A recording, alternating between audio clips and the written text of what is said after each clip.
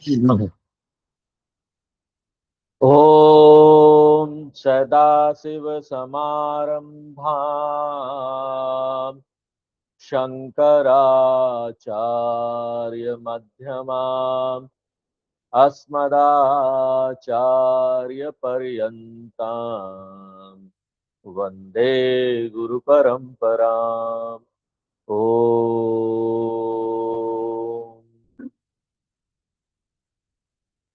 106 number श्लोक पढ़िए।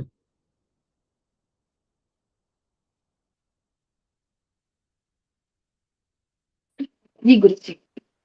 जी 106 number. हाँ जी।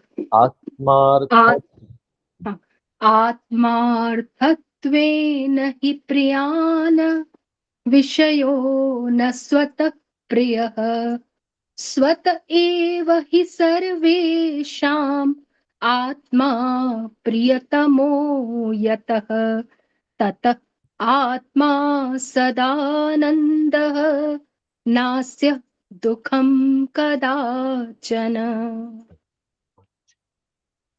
शंकराचार्य जी यहाँ पर अनात्मा वाला विषय के ऊपर चर्चा कर रहे हैं। अनात्मा को 3 भाग में विभाजित किया, स्थूल, सूक्ष्म और कारण शरीर। स्थूल शरीर वाला विषय समाप्त हो गया, सूक्ष्म शरीर वाला विषय भी समाप्त हो गया श्लोक नंबर 105 के साथ में ही। और सूक्ष्म शरीर के बारे में चर्चा करते समय शंकराचार्य जी कुछ एक्स्ट्रा चीज हमको बता रहे हैं जो महत्वपूर्ण है। सूक्ष्म शरीर चिदाभास को प्राप्त करता है, प्रतिबिंबित चैतन्य, चेतनता का प्रतिबिंब उसके ऊपर पड़ता है और सूक्ष्म शरीर जिंदा हो जाता है। सूक्ष्म शरीर बोलता अहम अहम अहम, मैं हूं, ये मैंपन का भाव आ जाता है और एक सीमित अहम का जन्म होता है सूक्ष्म शरीर के कारण।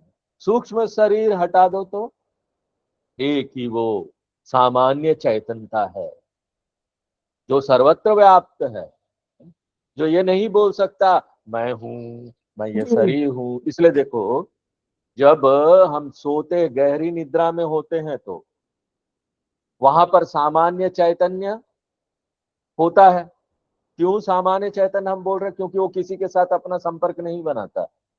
जो चेतनता है, जो आत्मा है, वो उसका क्या शरीर, इसलिए वो सामान्य है, सबके भीतर है, वो सब जगह है, पूरे संसार में व्याप्त है।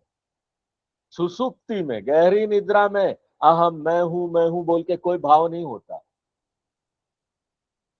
ये तो सूक्ष्म शरीर आता है और वो चेतनता को फंसा लेता है, ट्रैप कर लेता है अपने अंदर, और इसके कारण से एक अहम भाव वाला, एक छोटा और सीमित प्रतीत होने वाला चेतनता का जन्म हो जाता है।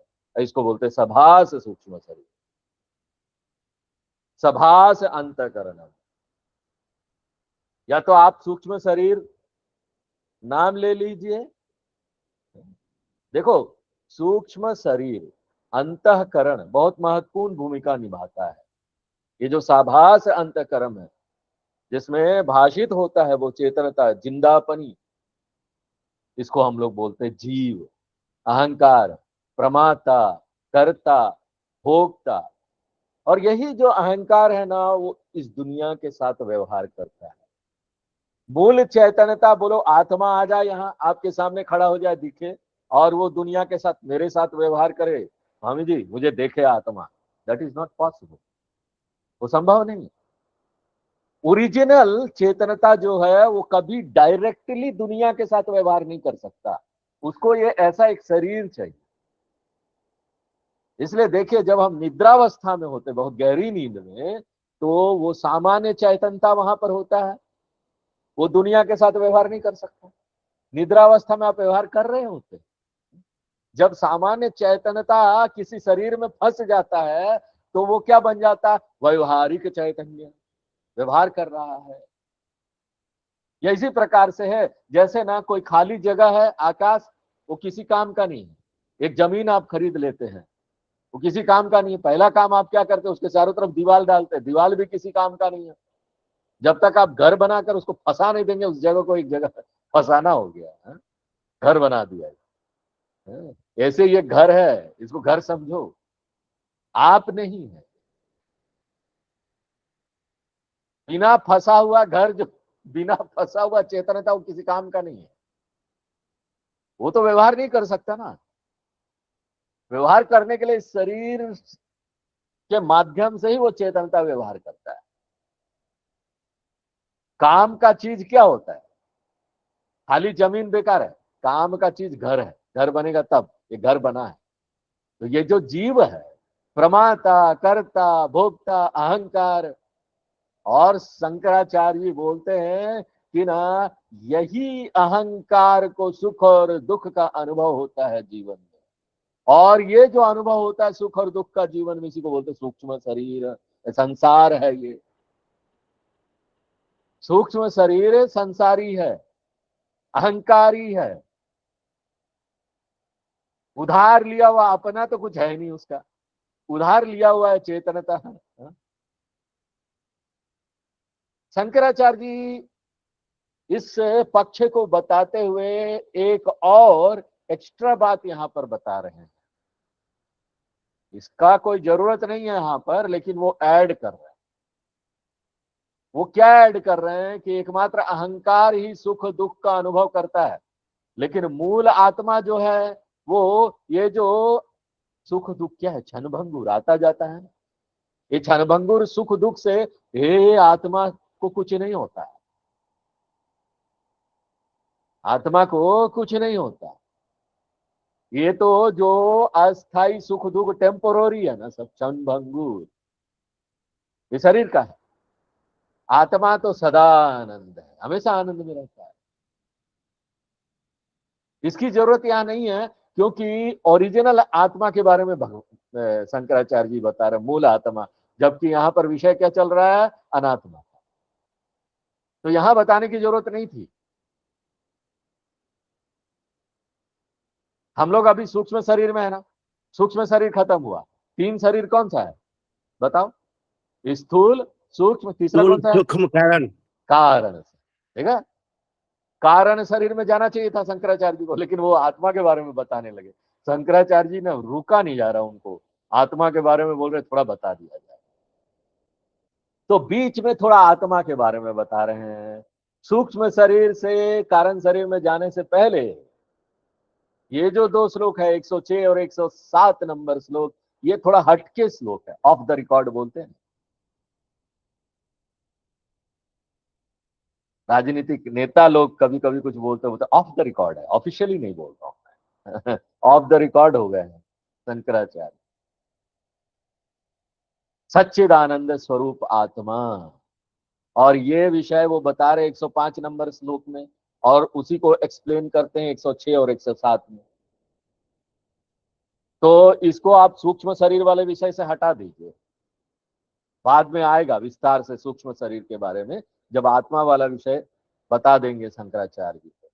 और पिछले क्लास में हमने बोला कि ये जो दो श्लोक है, शंकराचार्य जी इसमें इस बात को स्थापित करते हैं कि आत्मा ना आनंद स्वरूप है।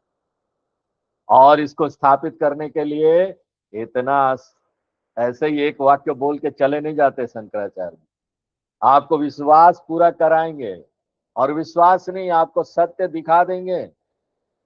जिस चीज से आप इस विज्ञान के बारे में जानते हैं, लोग बोलते हैं अरे क्यों शास्त्रों की बात सुने,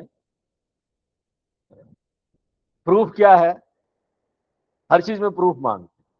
और बोलते हैं वैज्ञानिक लोग क्या बोलते हैं, हम आंख से देख लेंगे, टेस्टिंग कर लेंगे, तब मानेंगे। आप आत्मा आत्मा बोलते रहते हो, आप लोग वेदांत में, हम क्यों माने? मानना ही पड़ेगा। क्यों? कोई जबरदस्ती नहीं, आपको पकड़ के नहीं मनवाया जा रहा है, एविडेंस दिया जा रहा है, प्रूफ दिया जा रहा है, साबित किया जा रहा है।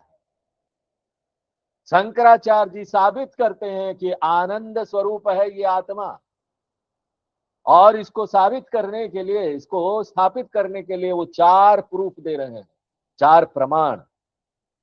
इसके सपोर्ट में। और वो प्रमाण कौन कौन सा है? अनुमान प्रमाण, श्रुति प्रमाण, प्रत्यक्षम प्रमाण और ऐतिह्यम प्रमाण। ये 4 प्रमाण दे रहे हैं। अनुमान, श्रुति, प्रत्यक्षम, ऐतिह्यम। देखो लेबोरेटरी में टेस्टिंग होगी अभी, जैसे वैज्ञानिक लोग करते हैं, हम लोग चलो अभी चलेंगे एक्सपेरिमेंट कर, और प्रूव हो जाएगा कि आत्मा आनंद स्वरूप है। अनुमान का क्या अर्थ हुआ? कोई भी चीज अनुमान, वैज्ञानिक लोग भी अनुमान लगाते, जब लैब में जाते अनुमान लगाएंगे ना, रीजनिंग करेंगे, रीजनिंग, पहले रीजनिंग करेंगे। एक केमिकल इसमें मिलता है तो उसका रिएक्शन ये होता है कि नहीं होता है, ये जानवर ये खाता है तो ये जानवर का अंदर का भाग कैसे चलता होगा, बायोलॉजिकल रीजनिंग करते। फिर श्रुति, श्रुति यानी वेद, वेद को हम लोग प्रमाण मानते हैं, भगवान ने दिया ना, वेद में जो लिखा है प्रमाण, वो होगा ही होगा और वो सत्य है। और प्रत्यक्षम यानी अपना अनुभव, प्रत्यक्ष अपना अनुभव कर रहे हैं।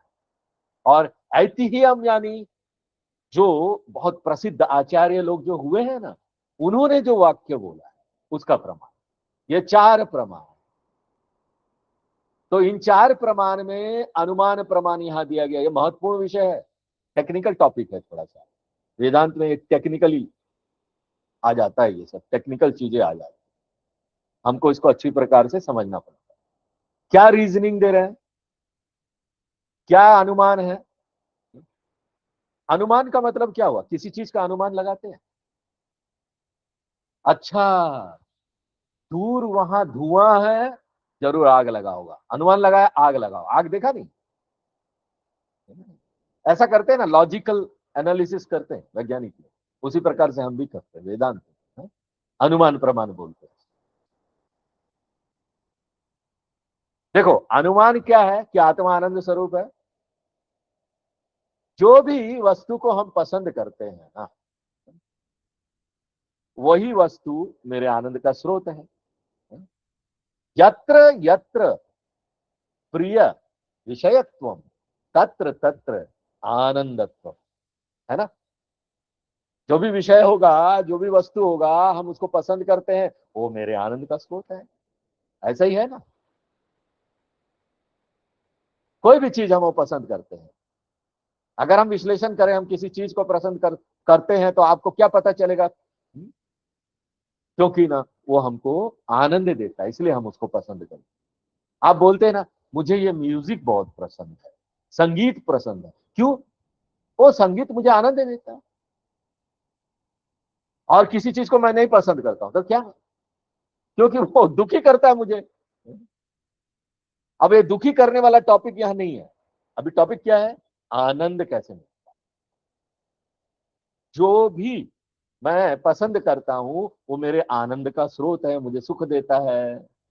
और जिस क्षण वो सुख देना बंद कर देता है, मैं उसको पसंद करना बंद कर देता हूं। इसीलिए देखो, इतने सारे वस्तुएं हम खरीद के लाते हैं, फोन वगैरह लाते हैं, गाड़ियां खरीद के लाते, सब लाते हैं, हमको आनंद मिलता है उसमें से, टीवी ले आए। लेकिन जिस क्षण वो काम करना बंद कर देता है, बार बार हमको मैकेनिक के पास ले जाना पड़ रहा है, हम ना गुस्सा हो जाएंगे, क्या रे, जब देखो खराब हो जाता है, कोई मिल जाए तो हम बेच दें इसको। इसलिए लॉजिक क्या है, तर्क क्या है? इसको बोलते हैं व्याप्ति ही। यत्र यत्र धूम्र तत्र तत्र अग्नि, जहां जहां धुआं होगा वहां वहां अग्नि होगा, इसको बोलते व्याप्ति ही। उसी प्रकार से कोई भी वस्तु है जिसको हम पसंद करते हैं, वो आनंद का स्रोत होगा। ये व्याप्ति है। और इस व्याप्ति पर आधारित करके अगर आप पूरी सृष्टि को देखेंगे तो with in the entire creation बहुत सारी चीजें है ना जिसको हम पसंद करते हैं इस सृष्टि में, और वो 3 है। तो पूरी सृष्टि के ना उसको 3 में विभाजित करें, 3 चीजें हैं जिसको हम पसंद करते हैं। पहला तीन चीज में पहला चीज क्या है? हम अपने आप को पसंद करते हैं। अपने आप को पसंद करते हैं ना, ये पहला चीज है। और ये कोई वस्तु नहीं है, मैं खुद हूं, कोई वस्तु नहीं। सब लोग अपने आप को प्रेम करते हैं कि नहीं? करते हैं ना। और दूसरा चीज क्या है? हम यहां पर अपने लक्ष्य से प्रेम करते हैं। जो चीज हम प्राप्त करना चाहते हैं, जो उपलब्धि करना चाहते हैं जीवन में, उससे प्रेम करते हैं। जो भी मेरा गोल है, लक्ष्य है। मान लीजिए आप किसी दुकान में जाते हैं, आपको कोई कपड़ा खरीदना है। आप क्यों खरीदना चाहते हैं? क्योंकि आप उसको पसंद करते हैं। अब उद्देश्य अलग अलग होगा। अब उसको कपड़ा चाहिए पहनने के लिए, खाने के लिए चीजें चाहिए, तो अलग अलग हो जाता है। आप कोई कपड़ा खरीदेंगे नहीं अगर आपको पसंद नहीं है। तो जितना भी लक्ष्य होता है ना जीवन में, आप उसको पसंद करते हैं, प्यार करते हैं उससे।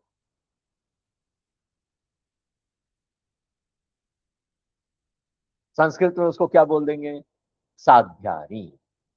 घर है, पत्नी है, बच्चे हैं, साध्यम। साध्यम यानी हमारा क्या लक्ष्य है, हमको कहां पहुंचना है, उसको हम पसंद करते। एक तो हम अपने आप को करते, दूसरा जो चीज प्राप्त करना चाहते उसको करते। और तीसरा चीज क्या है?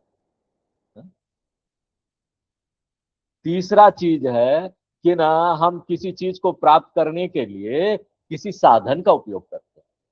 कोई चीज हमको प्राप्त करना है तो हमको साधन चाहिए ना। कपड़ा खरीदना है तो पैसे चाहिए। ये सब साधन है। किस साधन से हम साध्य को प्राप्त करेंगे? मैं, चीजों को प्राप्त करने का साधन, और चीज, ये तीन चीज को हम पसंद करते हैं। हम एक घर खरीदना चाहते हैं क्योंकि हम उसको पसंद करते हैं ना। हम जाएंगे घर खरीदेंगे, उसके लिए हमको पैसे चाहिए। तो हम शुरू कैसे करते हैं? पैसा लाओ, पैसा जमा करो, जल्दी ओवर टाइम करो। हाँ? लाखों रुपए लगेंगे एक फ्लैट खरीदने के लिए, मुझे पैसा चाहिए। बैंक, बैंक को भी मैं पसंद करूंगा। पैसा, बैंक, मेरे दिमाग में वही चलता रहेगा। एफडी, कितना एफडी जमा हो गया, कितना रिटर्न आ रहा है, कहां पर कितना इंटरेस्ट आ रहा है। तो तीसरा चीज क्या है जिसको हम पसंद करते हैं? साधन। हम तीन चीज हो गया, एक मैं, अहम, और मेरा साध्य, जो चीज हमको चाहिए और उसको प्राप्त करने का जो साधन है वो। ये तीन चीज को हम पसंद करते हैं। कोई भी चीज हो आप दुनिया में देख लीजिए, कोई भी चीज दुनिया में जिसको आप पसंद करते हो, वो इन्हीं तीन में आ जाएगा। तो फिर क्या? क्योंकि ये तीनों चीज हमारे पसंद का विषय है। वेदांत ये निष्कर्ष निकालता है कि ये तीनों चीज ना आनंद का स्रोत है। ठीक है? इसलिए अहम आनंद, प्रिय हूं मैं अपने आप को, गृहम आनंद, घर प्रिय है, मुझे चाहिए। और घर प्राप्त करने के लिए धनम आनंद है, धन प्रिय है क्योंकि घर से प्राप्त होगा। धन से बहुत सारी चीजें प्राप्त हो जाती मेरे पसंद की। तो ये चीजें आनंद का विषय हो गया। तो ये पहला स्टेप हो गया, पहला चरण रीजनिंग का, लॉजिकल एनालिसिस। अब हम लॉजिकल एनालिसिस में दूसरे चरण में जाएंगे, और वो क्या है? अगर ये तीन चीज आनंद देता है हमको, इसके कारण से हम पैसे को पसंद करते हैं। किसको पैसा पसंद नहीं बोलो? सबको धन चाहिए। इसलिए तो इतने बड़े बड़े स्कैम होते हैं, भ्रष्टाचार होता है। सबको पैसे चाहिए। क्यों? पैसे से बहुत सारी चीजें खरीद लेते हैं हम, बहुत सारे साध्य को प्राप्त कर लेते हैं, और सब लोग अपने आप को भी पसंद करते हैं। इसलिए ये तीनों आनंद स्वरूप है। अब अगला प्रश्न ये उठता है कि ये तीनों आनंद है, तो इन तीनों में से सबसे ज्यादा आनंद कौन? हाईएस्ट आनंद तीनों में से? साध्यम प्रियम, साधनम प्रियम, आत्मा प्रियम। ये तीनों प्रियम है ना? एतेषु, इन तीनों में से, इन तीनों के मध्य में से कह प्रियतम, कौन सबसे प्रियतम? अहम। धीरे धीरे। हाँ तो किस तरह से हम इसको जानेंगे? क्योंकि लोग बोलते हैं ना, मैं अपने बच्चे को अपने से भी ज्यादा प्रेम करता हूं, बोलते हैं मैं इस संस्था को अपने से भी ज्यादा प्रेम करता हूं। कई लोग बोलते हैं मैं अपने घर से अपने से भी ज्यादा प्रेम करता हूं, आई लव। ऐसा बोलते हैं, लेकिन ये सत्य नहीं है। अलग अलग लोग अलग प्रकार से बोलते हैं। जो लोग जानते हैं वो बोलते हैं मैं अपने आप को, जैसे अभी रंजन जी ने बोला, अपने आप को पसंद करता हूं। अब हमको ये जानना है कि कौन सबसे बड़ा सोर्स है, ग्रेटेस्ट, महान सोर्स है आनंद का इन तीनों में से। तो वेदांत अब एक अगला स्टेप देता है, लॉजिकल रीजनिंग का। और वो लॉजिकल रीजनिंग क्या है? जो भी चीज बिना किसी शर्त के, बिना किसी कारण के हम पसंद करते हैं ना, वो सबसे उच्च स्रोत है आनंद का। कंडीशन नहीं होना चाहिए हम इसको पसंद करते इसलिए क्योंकि इसलिए। हाँ? अगर ऐसा कोई चीज है ना हमारे पसंद का, तो वो श्रेष्ठ नहीं। अब देखिए हम एक्सप्लेन करते हैं इसको, आपको इसको समझना पड़ेगा। हाँ? इसके लिए कोई एक्सप्लेन करने की जरूरत नहीं है, फिर भी मैं आपको एक्सप्लेन करूंगा। देखिए, जब भी कोई साधनम को हम पसंद करते हैं, कोई साधना, तो वो कोई शर्त है उसमें, कंडीशनल है क्या अनकंडीशनल? अगर आप विश्लेषण करेंगे ना, हम क्यों पसंद करते, कोई कारण है क्या? आप देखेंगे कि साधन को हम इसलिए पसंद करते हैं क्योंकि वो हमको कोई चीज दिलाएगा, है तो शर्त हो गया ना, कंडीशन हो गया। पैसा किस लिए पसंद है? क्योंकि वो हमको घर दिलाएगा, है ना, कंडीशन हो गया ना। अगर घर नहीं दिलाता, पैसा बेकार होता। नोटबंदी के समय मेरा पास क्या सोचता, तो वो बेकार ही है ना, हम उसको फेंक देते, लोगों ने नाले में फेंक दिया था उस समय पैसा। तो हम साधन को कब तक पसंद करते हैं? जब तक हमको साध्य की प्राप्ति होती है, तब तक। कंडीशन है, एक बार कोई चीज प्राप्त हो गया और फिर उसका कोई वैल्यू नहीं मेरे लिए। एक कपड़ा है, उसका वैल्यू कब तक है? जब तक वो पहन के हमारे यूज होते रहता है, चिथड़ा पिथड़ा हो जाता हम फेंक देते हैं, काम खत्म, फेंको। स्कूटर खरीद के लाया, स्कूटी खरीद के लाया, वो भी बैटरी वाला, आजकल ईवी आ गई है, इलेक्ट्रिकल व्हीकल, उसको रखा अपने पास। और उसका ज्यादा टेक्नोलॉजी आजकल विकसित नहीं है, ज्यादा बनाने वाले लोग नहीं मिलते, दुकान उकान है। एक बार आपको परेशान करना शुरू करती, स्टार्ट ही नहीं हो रहा है ईवी, क्या करेंगे? तो वो आपके लिए सरदर्द बन जाता है, भाई खाली ये बेचो यार, कोई कोई मिल जाए तो मैं उसको बेच दूं। और गैया, गौ माता को कब तक पसंद करते हैं लोग? जब तक दूध देती है तब तक साथ रखते हैं। जिस क्षण वो दूध देना छोड़ देती है, हम उसको जाने दो जाने दो। है, अब जानवर है, अपने आप खाना मिल जाएगा, घूमने दो उसको सब जगह, घर घर घूमेगी बेचारी, कहा खाना मिल गया तो मिल गया। इसलिए तो आजकल लोग गौशाला बना रहे हैं, ताकि गौ गौ की रक्षा की जा सके। जो गैया दूध नहीं देती है उसको वहां रखते हैं। और गौ माता को तो छोड़ो, आजकल माँ बाप, बूढ़े माँ बाप भी ऐसे ही हो गए हैं। जब तक वो यूजफुल है, काम के हैं, तब तक हम अपने पास रखते हैं। जिस तरह जब काम का नहीं होता है ना, बूढ़े हो गए हैं हमारे घर में, हमारे बच्चे भी नहीं देख पा रहे हैं, कुछ तो देखो माँ बाप, कुछ तो काम करो, बच्चों को तो देखो घर में। हम दोनों ऑफिस जाते हैं मियाँ बीवी, तुम बच्चों को तो देखो, उनको कोई चाहिए वो बेबी सीटर बच्चों के लिए। एक बार पेरेंट्स वो काम करना भी बंद कर देते हैं ना, फिर कहाँ जाते हैं? वृद्धाश्रम। कितने सारे आजकल वृद्धाश्रम खुल रहे हैं, देखिए। तो इस प्रकार से किसी भी साधन को हम तब तक प्रेम करते हैं जब तक ना हमको साध्य की प्राप्ति हो। एक बार साध्य मिल गया, हमारा काम पूरा हो गया, तो जिस वस्तु से हम प्रेम कर रहे थे अब नहीं करते हैं। इसको बोलते सौपाधिक प्रेम।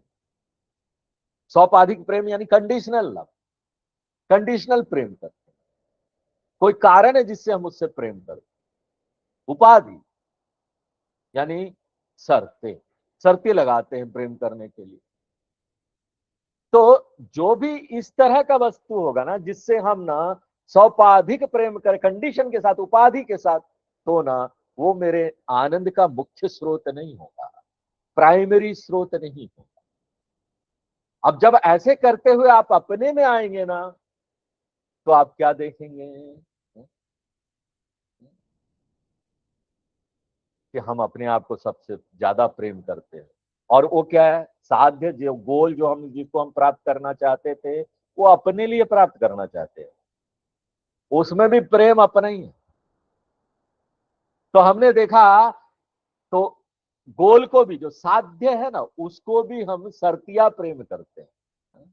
प्राप्त हो गया तो फिर वो किसी काम का नहीं, फिर हम उससे थोड़ी ना प्रेम करते हैं। एक बार कोई चीज मिल गया तो पैसे को हम शर्तिया प्रेम करते हैं, शर्त है उसमें, कुछ चीज प्राप्त हो गई, हो गया काम खत्म। घर प्राप्त करना था, हो गया, पैसे खर्च कर दिए, इतने साल तक हमने काम किया, घर मिल गया। और कब तक घर से प्रेम करेंगे, जो चीज मिला है। लक्ष्य था मेरा, कितना हम प्रेम करते थे, कितना 10 साल तक, 15 साल तक।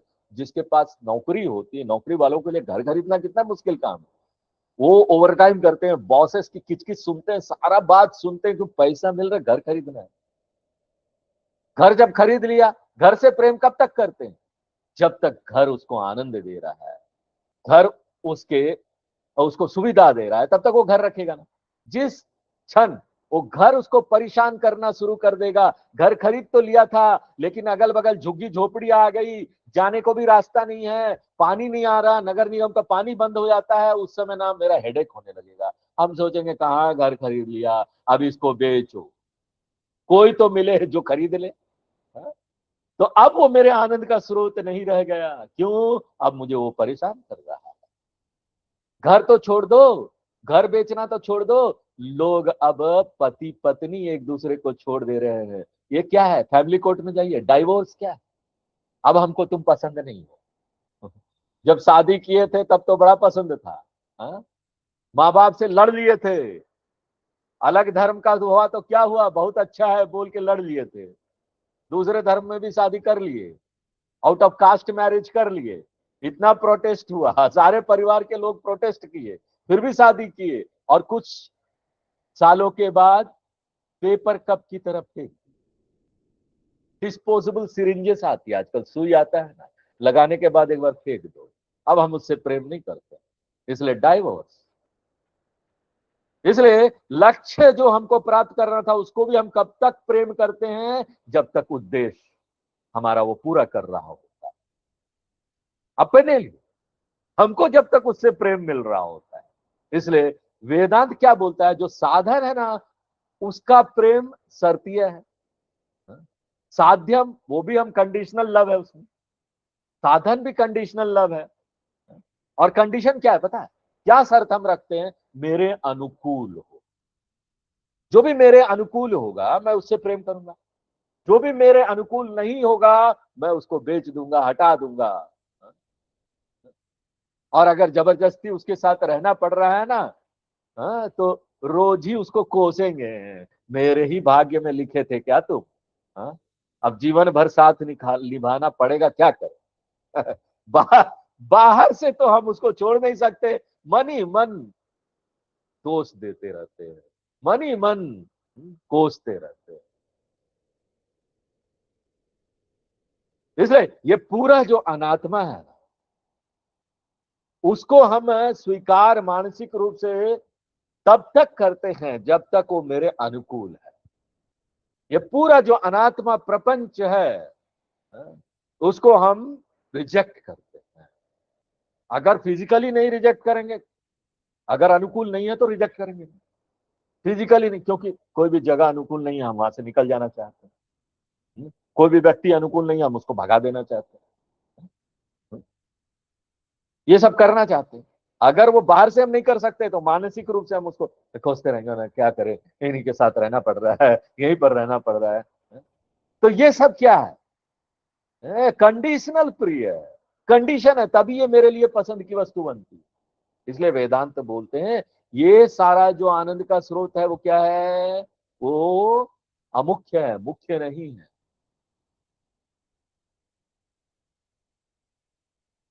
यहां पर सब चीजों को हम शर्त के साथ किसी कारण से पसंद करते हैं, प्रेम करते हैं, बाद में रिजेक्ट कर देते हैं, परमानेंटली नहीं करते। लेकिन एक चीज है जिसको परमानेंटली हम पसंद करते रहते हैं, कभी रिजेक्ट नहीं करते। घर बदल जाता है, कार बदल जाता है, और आजकल पति पत्नी बदल जाते हैं।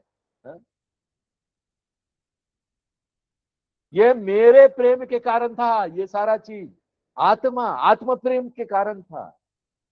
अनकंडीशनली, बिना शर्त के अगर हम किसी को प्रेम करते ना, वो हम खुद है, अपने आप को करते हैं। इसलिए आत्मनि निरुपाधि का प्रेम, आत्मा का जो प्रेम है ना, उसमें कोई उपाधि नहीं है। इसलिए देखिए बृहदारण्यक उपनिषद में जब हम लोग जाएंगे ना, वहां पर पूरा एक चैप्टर इसी को बताने के, नावारे जाया ये, उपनिषद बड़े कठोर तरीके से ये वाक्य छोड़ देती है कि ना कोई भी अपने लिए अपनी पत्नी से प्रेम नहीं करता, बाहर मत बोलना, ये सब सीक्रेट है। इसलिए इस क्लास में ज्यादा लोगों को हम नहीं बुलाते हैं, जिसका माइंड ऐसा हो गया वही आके सुन सकता है। कोई अपनी पत्नी को अपने लिए प्रेम नहीं करता, बाहर जाके बोल दीजिए तो बहुत प्रॉब्लम हो जाएगा ये बात। इसलिए उपनिषद और ये सब ज्ञान है, इसको सीक्रेट रखते थे। मुश्किल से लोग प्राप्त करते थे। क्यों? वो मुश्किल बना दिया गया था उसको। क्यों? क्योंकि ये सब बातें खुलकर नहीं बोला जा सकता कि आप अपनी पत्नी, वहां पर तो बोले पत्नी से प्रेम करो, बहुत ज्यादा पति पत्नी एक दूसरे को प्रेम करो। कथाकार लोग जब भागवत कथा वगैरह करते तो वहां तो यही बोलते हैं ना, कि आपस में खूब प्रेम करो पति पत्नी। ये वाला सीक्रेट नहीं बताते, ये वाला सीक्रेट हम यहाँ बताएंगे आपको, वेदांत। और हम क्या बताएंगे, उपनिषद बोलती है और खुले रूप से बोल देती है। उपनिषद में ऐसे भी सब लोग तो आ नहीं सकते, रथलेसली बोलती है। सोचती नहीं सामने कौन है। हमें कोई भी पति हो चाहे पत्नी हो बोल देंगे। कोई भी पत्नी अपने लिए अपने पति से प्रेम करती है, उसके लिए नहीं करती। ना वा अरे जाया ये कामाय जाया प्रियो भवति, ना वा अरे पुत्राणाम कामाय पुत्रा प्रियो भवन्ति, ना वा अरे वित्तस्य कामाय वित्तम प्रियम भवति, ना वा अरे सर्वस्य कामाय सर्वम प्रियम भवन्ति, आत्मनस्तु कामाय सर्वम प्रियम भवति। अपने लिए ही सब प्रिय हो जाते हैं, किसी के लिए हम किसी को नहीं चाहते हैं। ये आत्मा ही है जिसको ना हम अनकंडीशनल लव करते हैं, प्रेम करते हैं, कोई कंडीशन नहीं रखते हैं, हम अपने आप को पूरा प्रेम करते हैं। इसलिए निष्कर्ष क्या है, ये आत्मा ही, उसका आनंद ही सबसे उच्च आनंद है, निरुपाधिक प्रेम है आत्मा। इसलिए सदा परमानेंटली सदा आनंद स्वरूप, इसलिए श्लोक में बोला जा रहा है आत्मा सदा आनंद स्वरूप। अब ये क्या हो गया, ये अनुमान प्रमाण ये श्लोक में दिया गया है।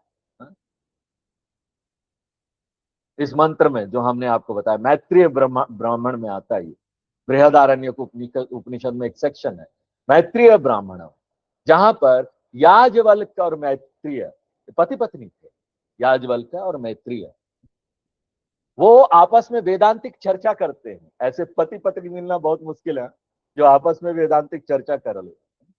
और याज्ञवल्क्य अपनी पत्नी मैत्रेय को बड़े खुले तरीके से एकदम ओपनली बोल देते हैं, मैत्रेय मेरे लिए तुम इन सब चीजों से प्रेम नहीं करती, अपने लिए करती। फिर मैत्रेय पूछती है अपने पति से कि अगर आत्मा इतना महत्वपूर्ण है, सबसे उच्च है, तो आप मुझे वही क्यों नहीं देते हैं, आत्मज्ञान क्यों नहीं देते हैं? क्योंकि ना वो जो याज्ञवल्क्य थे वो सन्यास लेकर जाना चाहते थे घर छोड़कर, तो वो अपनी पत्नी को बोलते ये सारा पैसा दे देते हो, कि तुम ये सब ले लो, घर जमीन पैसा, या याज्ञवल्क्य बोलते हैं कि मैं संन्यास लेने जा रहा हूं, मैं तुमको अपनी सारी संपत्ति दे दूंगा, तुम मेरी पत्नी हो। हाँ?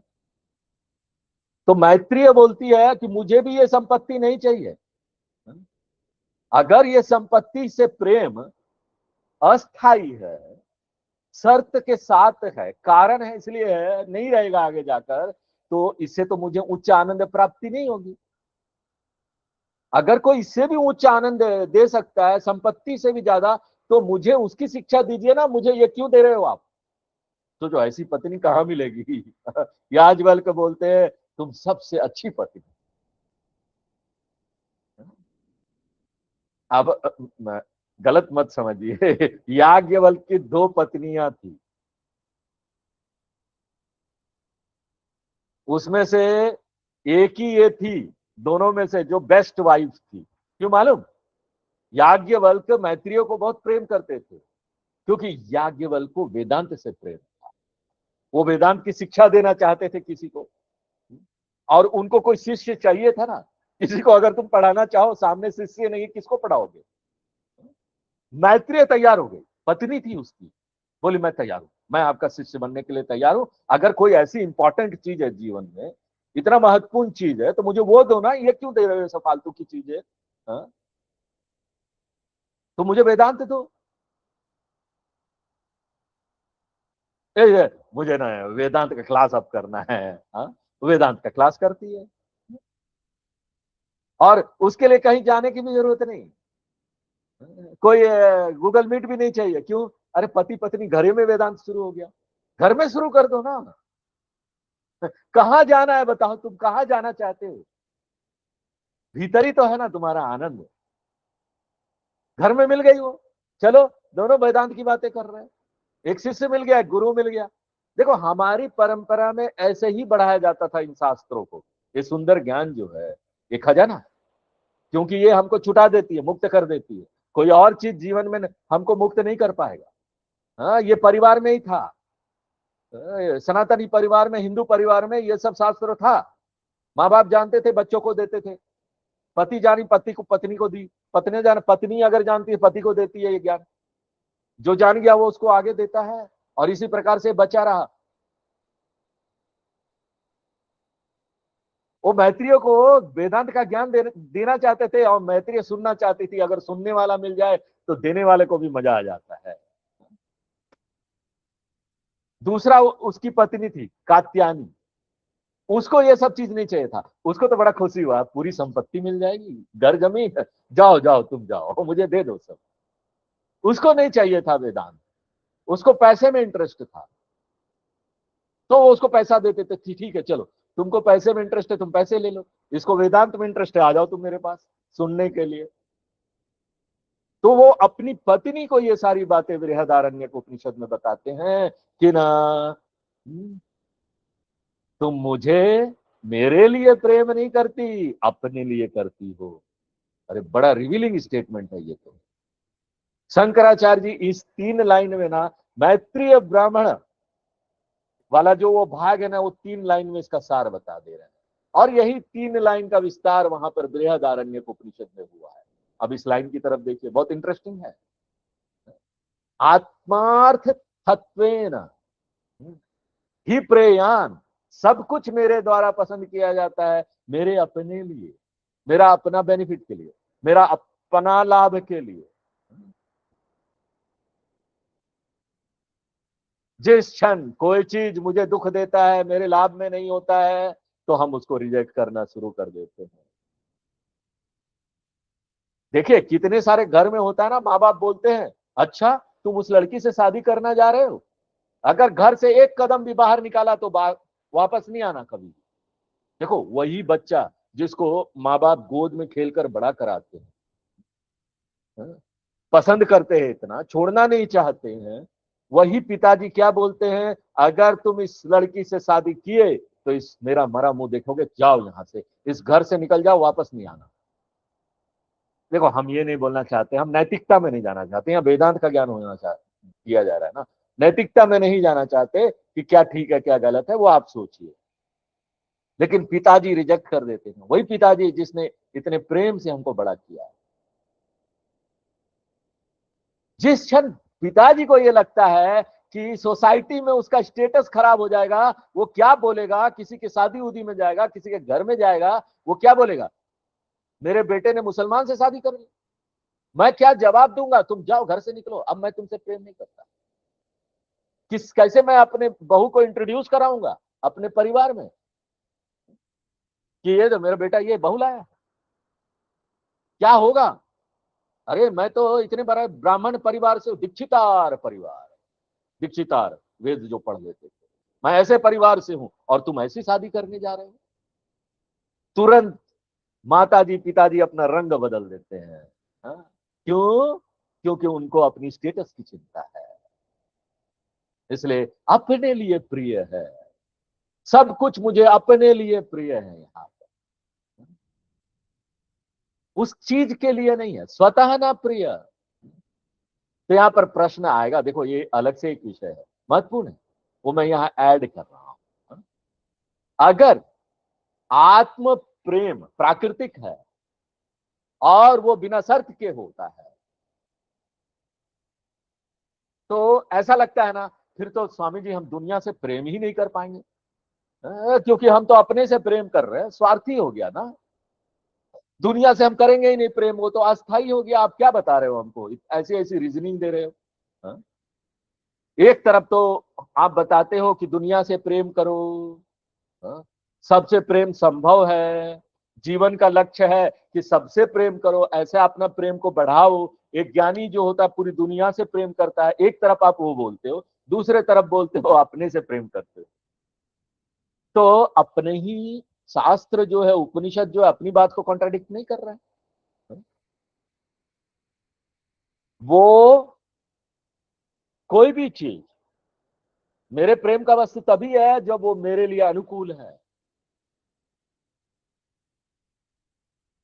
ये एक नेचुरल फैक्ट है, प्राकृतिक सत्य है।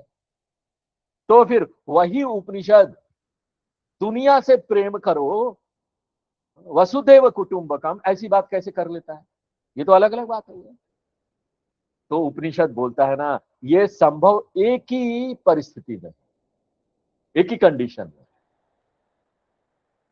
वो चीज वो वही बताते भी है मैत्रेय ब्राह्मण में। हाँ, मैत्रेय ब्राह्मण उपनिषद का जो भाग है बृहदारण्यक उपनिषद का, वो ऐसा प्रश्न की अपेक्षा करता है कि एक जो इंटेलिजेंट स्टूडेंट है, बुद्धिमान विद्यार्थी, वो ऐसा प्रश्न करेगा, वो पहले से अपेक्षा कर लेता है कि मैं ऐसी बात आप मुझे सुना रहे हो, आज से मैं सबसे प्रेम करो वाली भावना कैसे लाऊंगा? अगर अपने प्रति मेरा प्रेम नेचुरल है, प्राकृतिक है, और उपनिषद बोलता है सबसे प्रेम करो, ये संभव कब है?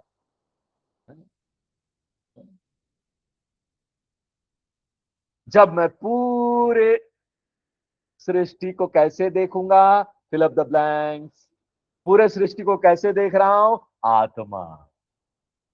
अगर पूरे सृष्टि को आत्मा देखोगे तभी सबसे प्रेम कर पाओगे, तभी जो ये वाक्य है ना उपनिषद का, वसुदेव कुटुंबकम, वो चरितार्थ हो पाएगा। मैत्रेय ब्राह्मण में ये बात तो ऐसे बताया जाता है, इदम ब्रह्म इदम छत्रम इमे लोका इमे देवा इमानि सर्वाणि भूतानि इदम सर्वम यदियम आत्मा। एक बुद्धिमान ज्ञानी व्यक्ति के लिए यहां पर कोई अनात्मा है ही नहीं, क्योंकि वो उसने सत्य को खोज लिया है कि अनात्मा जो कार्य है, आत्मा जो कारण है, वो सिर्फ ऊपर ऊपर था। सार क्या है? एकमात्र आत्मा ही है यहाँ। कार्यम का सार क्या है? कारण का सार क्या है? वही आत्मा। और मैं ही वो कारण हूं पूरी सृष्टि का, मेरे से ही ये सृष्टि आई है। मैं ये व सकलम जातम मई सर्वम प्रतिष्ठितम। देखो, एक लहर दूसरे लहर से प्रेम तब तक नहीं कर सकता जब उस तक वो उसको लहर देखेगा। जब एक लहर समझ गया कि ये सब जल ही है, तब जाकर ना वो बोलेगा ये लहर भी तो मैं ही हूं, क्योंकि मैं जल हूं। दृष्टि बदल जाती है ज्ञानी की। कि कोई दुनिया यहाँ नहीं है, आत्मा ही है, और मैं ही वो आत्मा हूं जिसको प्रेम करता हूं। अपने आप को प्रेम करता हूं तो दुनिया को प्रेम कर रहा हूं। इस तरह से देखते हैं दुनिया को। ये सब अपने प्रति प्रेम ही है, सेल्फ लव। लेकिन अब ये सेल्फ, जब हम बोलते हैं अपने प्रति प्रेम है, ये अपना कौन हो गया? बड़ा अपना हो गया। मैं अब कौन हो गया? ये शरीर नहीं रहा, मैं अब ये दुनिया हो गया। जब मैं दुनिया हो गया हूं, सारे दुनिया मेरा अपना है, तो सभी दुनिया से मैं प्रेम करता हूं। जब तक ये दुनिया छोटी थी, एक निजी दुनिया थी, इस दिमाग से, इस बुद्धि से काम करते थे, ये शरीर में रहते थे, तब तक ये दुनिया, ये शरीर थी, और दूसरे थे लोग। अपने लिए हम काम करते थे स्वार्थी होकर। लेकिन जिस दिन समझ गए कि ये दुनिया मैं ही हूं, ये दुनिया आत्मा है, वो आत्मा मैं ही हूं, तो फिर पूरी दुनिया से प्रेम हो गया। क्यों? सबसे ज्यादा प्रेम हम अपने आप को करते, उसी आत्मा को तो दुनिया से सबसे ज्यादा प्रेम कर रहे, सबसे। कोई दुनिया नहीं है आत्मा के अलावा, ये ज्ञानी जानता है। तो उसका प्रेम सबके प्रति एक जैसा रहेगा, क्योंकि उसका मैं बहुत बड़ा हो गया है, पूरी सृष्टि उसके भीतर आ गई है। इसलिए मैं से प्रेम यानी वसुदेव कुटुंबकम, ज्ञानी के संदर्भ में। लेकिन एक अज्ञानी क्या है, उसके लिए स्वार्थ हो जाता है, वो स्वार्थ में जीता है। देखो ये अलग से एक विषय है। अब हमसे अपने विषय पर आ जाते हैं। आत्मार्थत्वेन, कोई भी चीज यहां पर उस चीज के लिए पसंद नहीं किया जा सकता, जबकि आत्मा क्या है? वो अपने आप में सब कुछ है। हम हमेशा उसको पसंद करते हैं, वो प्रिय है। बाकी सब चीज ना, क्या है? प्रियतमा नहीं है। तमा यानी बहुत ज्यादा हाईएस्ट डिग्री, परम। बाकी सब चीज हमको प्रिय लगता है, लेकिन थोड़े समय पर। प्रियम है, प्रियतम, प्रियम, प्रियतम, प्रियतमा। आत्मा क्या है? प्रियतमा। साधन से प्रेम तब तक है जब तक वो हमारे हमारे अनुकूल रहता है, हमारे काम आता है। साध्य से भी प्रेम तब तक है जब तक हमारा पर्पस सॉल्व नहीं होता। तो आनंद से प्रेम कब तक है? हमेशा ही है। इसलिए वो महान स्रोत है आनंद का। आत्मा से प्रेम सदैव रहेगा। सर्वेशाम, सबके लिए आत्मा सबसे ज्यादा प्रेम की वस्तु है। किसके लिए? नहीं, मैं अपनी पत्नी के लिए प्रेम करता हूं, अपनी पत्नी को अपने लिए प्रेम करता हूं, पत्नी के लिए प्रेम नहीं करता हूं। इसलिए स्वतः एवं अनकंडीशनली, बिना किसी शर्त के, सब लोग ना उस आत्मा को पसंद करते हैं, और वो यूनिवर्सल है। हाँ? ये प्रेम सब पर लागू हो जाता है। मेरा ये आत्म प्रेम, क्योंकि मेरा ये आत्मा अब यहां नहीं है, सर्वत्र व्याप्त है, सबके भीतर वही है। जबकि बाकी सारी चीजें क्या है? और ये चीज ना सब लोग एक जैसा पसंद करते हैं इस आत्मा को। ये नहीं है कि मैं पसंद करता हूं आत्मा को, दूसरा नहीं करता। अगर कोई म्यूजिक है, संगीत है, मान लीजिए वेस्टर्न म्यूजिक है, पश्चिमी संगीत है, ढा ढू बज रहा है, आपके घर में आपके बच्चे बजा रहे हैं, आप बोलेंगे यार क्या हेडेक हो रहा है, ये लोग कितना आवाज वाला म्यूजिक सुनते हैं। आपको वो पसंद नहीं आएगा, जबकि आपके बच्चों को बहुत पसंद है, दरवाजा बंद करके सुन रहे हैं। आपको शास्त्रीय संगीत पसंद है, सॉफ्ट होना चाहिए। तो सबको एक ही चीज पसंद नहीं आता, लेकिन आत्मा ऐसी चीज है जिसको सब लोग पसंद करते हैं।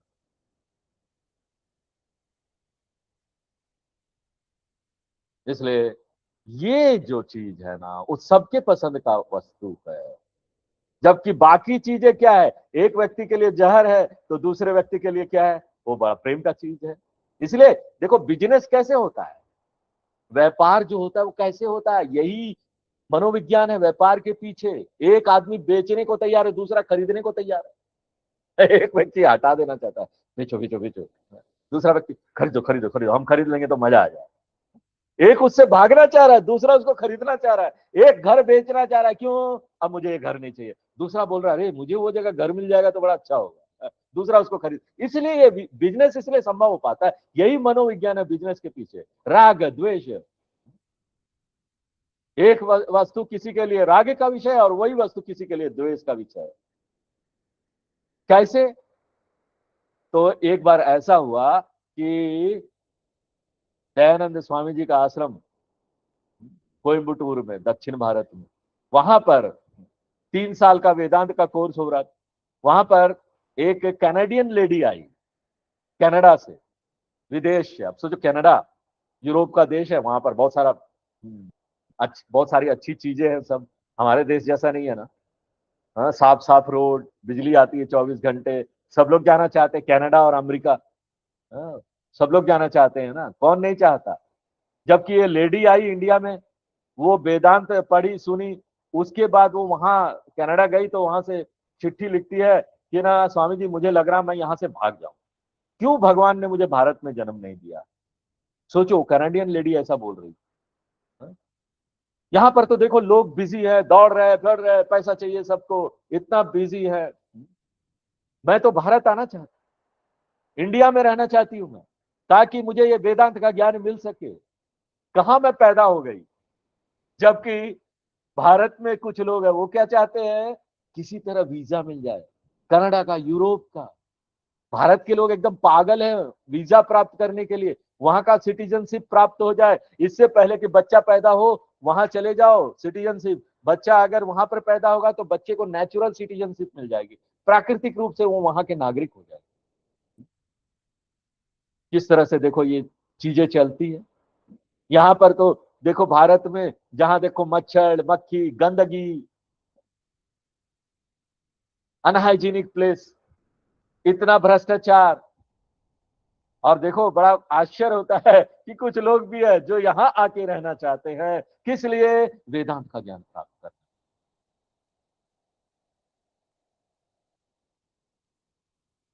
तो यहाँ पर कुछ एक ऐसी चीज है ना जिसको सब पसंद करते हैं, और वो है आत्मा। आत्मा ही ऐसी चीज है जिसको सब पसंद करते हैं, बिना शर्त के करते हैं और सदैव करते हैं, सतत आत्मा से प्रेम करते हैं। इसलिए आत्मा क्या है, सदानंद है, हमेशा आनंद स्वरूप रहता है और सबसे उच्च आनंद है। इसलिए ये दुख का स्रोत कभी नहीं हो सकता। ये ना प्योर शुद्ध आनंद का स्रोत है। कभी ऐसा नहीं होता ना, कभी दुख आने लगता है इसमें से, ऐसा कभी नहीं होगा। बाकी सारी चीजें, ये नोट कर लीजिए ये बात सिर्फ, बाकी सारी चीजें जो हमको पसंद है वो किसी ना किसी कारण से, कोई ना कोई शर्त है। कंडीशनल लव और अनकंडीशनल लव बोलते हैं। प्रेम बिना शर्त के होना चाहिए, तभी जाकर वो प्योर प्रेम है, बोलते हैं ना शुद्ध प्रेम। क्यों ना, शुद्ध प्रेम कौन सा है, जो बिना किसी शर्त के। शुद्ध प्रेम हम आत्मा से करते, वही सबसे प्यारा है हमको। क्योंकि अगर आप कोई गाड़ी उड़ी भी खरीद लेते, जब तक चलता है ठीक है, एक बार काम करना बंद कर दे, आपको ठेल ठेल कर बार बार मैकेनिक के पास ले जाना पड़े, तो आपके लिए वो हेडेक हो जाएगा, छोड़ना चाहेंगे।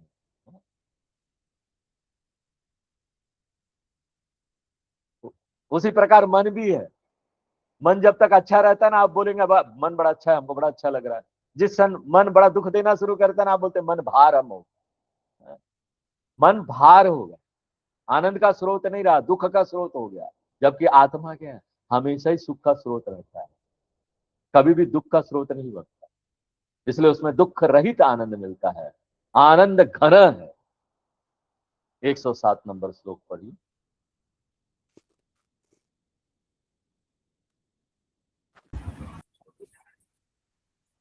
यत् सुषुप्तौ निर्विषय आत्मानन्दोऽनुभूयते श्रुतिः प्रत्यक्षमैतिह्यम् अनुमानं च जाग्रति। तो इससे पहले वाले श्लोक में लॉजिक दिया गया था, आत्मा सदानंद, निरुपाधिक, प्रिय विषय। और रीजनिंग टेक्निकल लैंग्वेज में दिया गया, आसान भाषा में क्या है, आत्मा जो है ना सदानंद स्वरूप है। क्यों? क्योंकि वो सबके द्वारा पसंद किया जाता है, एक जैसा दुनिया में कोई ऐसा व्यक्ति नहीं जो आत्मा को नहीं चाहता, और ऐसा भी नहीं होता कि कभी नहीं चाहता, हमेशा चाहता। अब यहाँ पर ना देखो, हम अनुमान वाला प्रमाण के बारे में बता दिया। अनुमान से हम जान गए कि आत्मा आनंद स्वरूप है। ऐसे नहीं छोड़ने वाले शंकराचार्य जी, आपको विश्वास पूरा दिलाएंगे। एक अनुमान, एक ही प्रमाण नहीं देंगे, एविडेंस पूरा होना चाहिए, चारों तरफ से सबूत ले आओ, मन में कहीं से शक न रहे। वेदांत में आपको चारों तरफ से सबूत देकर घेर देंगे, आपको घेर के लाकर आपको ऐसी जगह खड़ा कर देंगे कि आपके सामने तो नहीं है, आपके भीतर वो आत्मा प्रकट हो जाए। अब शंकराचार्य जी आते हैं प्रत्यक्ष प्रमाण। ये बहुत शक्तिशाली है। प्रत्यक्ष प्रमाण क्या? हमारा अपना पर्सनल अनुभव। और हमारा अपना अनुभव क्या है? सुसुप्ति। जब भी हम गहरी निद्रा में जाते हैं ना, सबको अपना पर्सनल अनुभव वहां हुआ है ना। गहरी निद्रा में कौन नहीं जाना चाहता? सोने में कौन नहीं जाना चाहता?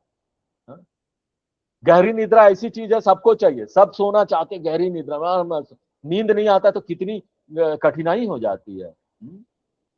गहरी निद्रा ऐसी चीज है ना, दुनिया के सब लोगों को पसंद है, बिना किसी शर्त का। सब लोग अच्छी तरीके से सोना चाहते हैं।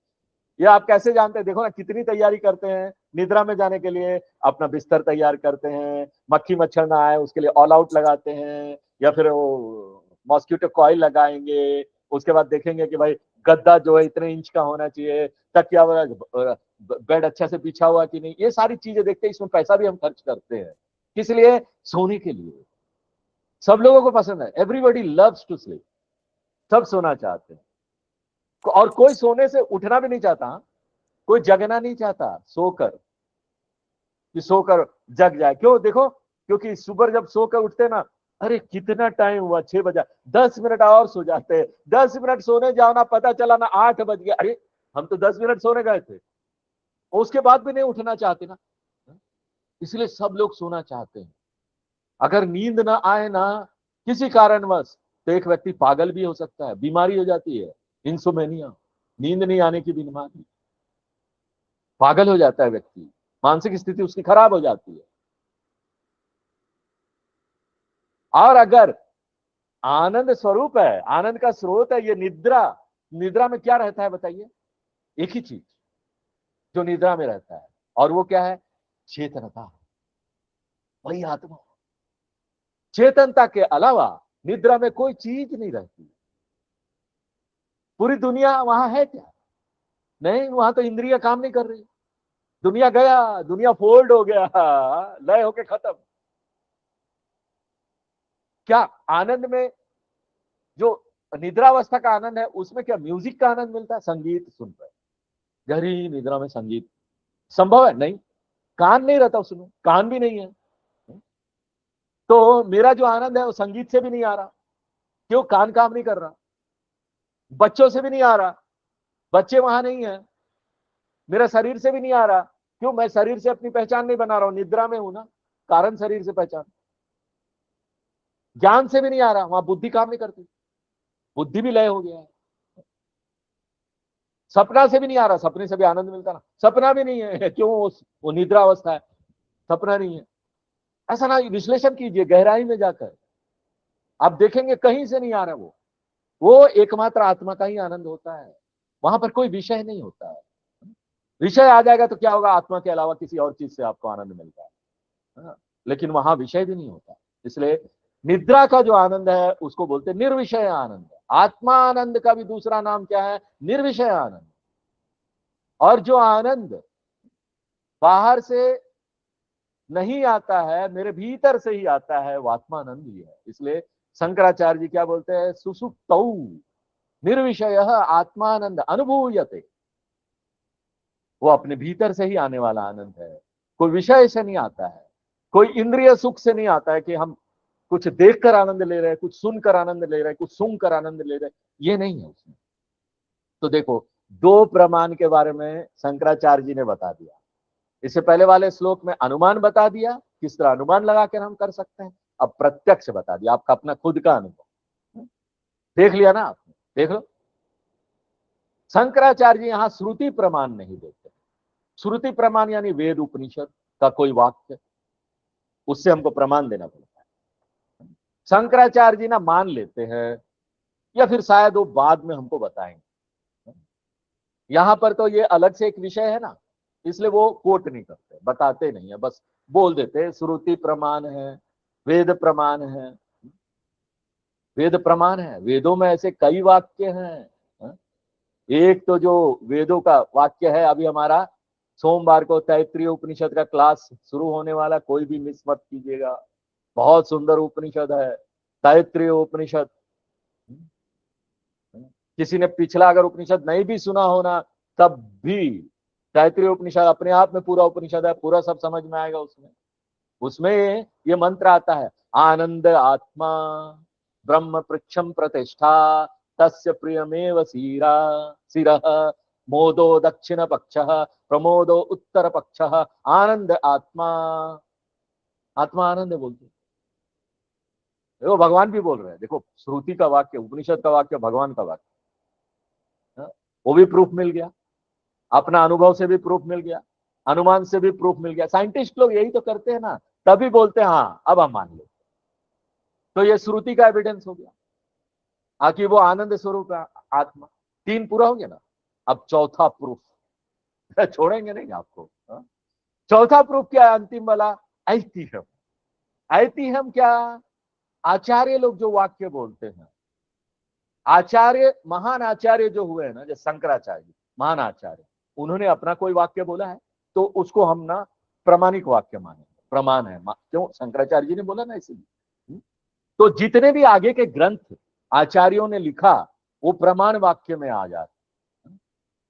तो विद्यारण्य स्वामी जी शंकराचार्य जी के बाद आए, बहुत महान वेदांत के आचार्य थे। उन्होंने बहुत महान ग्रंथ लिखा वेदांत का, पंचदशी।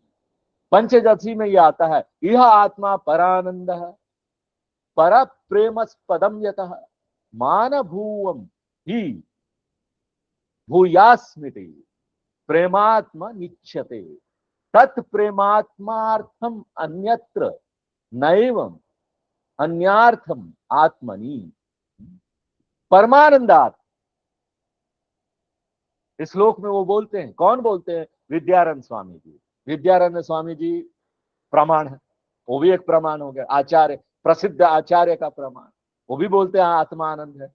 सब बोल रहे हैं, अपना अनुभव से भी हमने देख लिया, अनुमान से, लॉजिक से भी देख लिया। तो विद्यारण्य स्वामी जी, ये आचार्य जी यहाँ पर बोलते हैं कि आत्मा आनंद स्वरूप है। हाँ, शंकराचार्य जी विद्यारण्य स्वामी जी को कोट नहीं करते, क्योंकि विद्यारण्य स्वामी जी ना बाद में आए, शंकराचार्य जी के बाद के आचार्य। हम रामायण महाभारत से भी ले सकते हैं, वहां बोलते हैं भगवान राम आनंद स्वरूप है, वो परमात्मा है, आत्मा है, वो वही आत्मा आनंद स्वरूप है। तो ये क्या हो गया? ऐतिह्यम। जो महान लोग हुए हैं, आचार्य हुए, उनके वाक्य, वो भी प्रमाण है। तो शंकराचार्य जी यहाँ पर समापन करते हैं, श्रुति प्रत्यक्षम ऐतिह्यम अनुमानम च। ये सारे 4 प्रमाण देते हुए शंकराचार्य जी बोलते हैं कि ना, देखो आत्मा जो है ना सदा आनंद स्वरूप है। 108 नंबर श्लोक पढ़ते, थोड़ा सा देख लेते और 2-4 मिनट। अव्यक्त नाम्नी परमे शक्ति अनाद्य विद्या त्रिगुणात्मिका परा कार्यानुमेया सुधीयैव माया यया जगत् सर्वमिदं प्रसूयते। Very good. तो इससे पहले वाले श्लोक के साथ सूक्ष्म शरीर वाला विषय समाप्त हो गया, जो श्लोक नंबर 92 से शुरू हुआ था और 107 तक चला। और उसमें भी ना जो 2 श्लोक थे, एग्जैक्टली वो सूक्ष्म शरीर के ऊपर नहीं थे, वो अलग से आत्मा के ऊपर बता दिया शंकराचार्य जी ने, एक अलग से विषय बता दिया। तो ये सूक्ष्म शरीर वाला जो विषय था पिछले श्लोक के साथ समाप्त हो गया। अब 108 नंबर श्लोक के साथ हम कारण शरीर वाला विषय में प्रवेश कर रहे हैं, जो कि अनात्मा नंबर 3 है, 3rd अनात्मा। और ये कहां से कहां तक जाएगा? ये श्लोक नंबर 123 तक जाएगा। 108 से लेकर 123 तक जो विषय है वो कारण शरीर का है, और ये बड़ा सूक्ष्म विषय है, इसलिए शंकराचार्य जी इसको इतना लंबा चलाते हुए इसका विस्तार करते हुए इसके बारे में बताएंगे, बड़ा विस्तार से बताएंगे।